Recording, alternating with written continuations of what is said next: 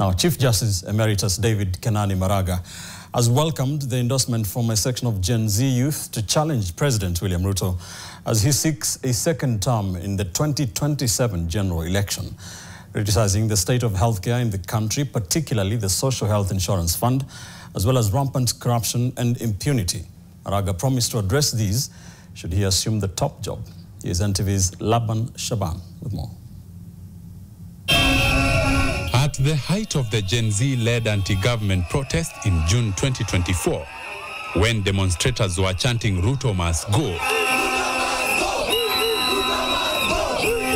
alternative leadership names began to emerge, fueling the growing discourse on the need for a shift in power. Among the names that surfaced are Busia Senator Okia Omtata, Fred Matiang'i, the former CS for Interior, and the Chief Justice Emeritus David Maraga. Maraga has now embraced the Gen Z endorsement, yet he remains uncertain about whether he will ultimately challenge President William Ruto's hold on power. That request has been made. I am discussing with various stakeholders. I will make a decision, a final decision, and when the time comes, we will say whether or not we are going through that. The former president of the Supreme Court once again pointed to corruption and impunity as the country's greatest challenges.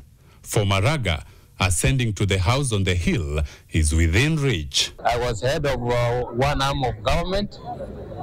There is no magic about being a head of another arm of government. The political elites, including President William Ruto and former Prime Minister Raila Odinga, have dismissed the ambitions of the new entrants, such as Fred Matiang'i, brushing aside their potential to disrupt the status quo.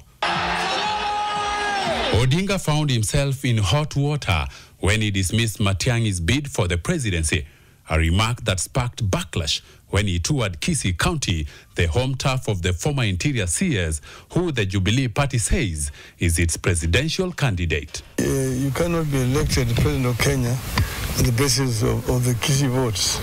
Kisii. As much as they are often regarded as lightweights in the political sphere, particularly regarding their presidential bids, pundits argue that the conversation they've generated indicate they could emerge as a force to be reckoned.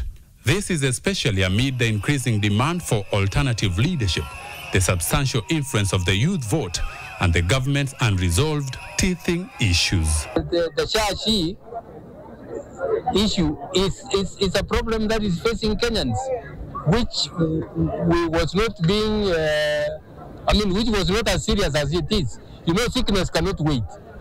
Some of the things that need to be addressed urgently.